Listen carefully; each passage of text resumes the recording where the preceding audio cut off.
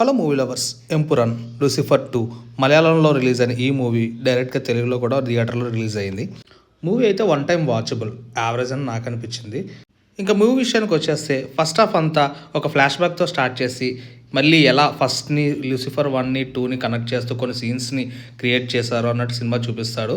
So ఇంకా second half విషయానికి వచ్చేస్తే ఎవరు ఈ లూసిఫర్ ఆ ఫస్ట్ హాఫ్కి చూపించిన ఫ్లాష్ బ్యాక్కి ఎలా ప్రీ క్లైమాక్స్లో కన్క్లూడ్ అయ్యారో అన్నట్టు చూపించు.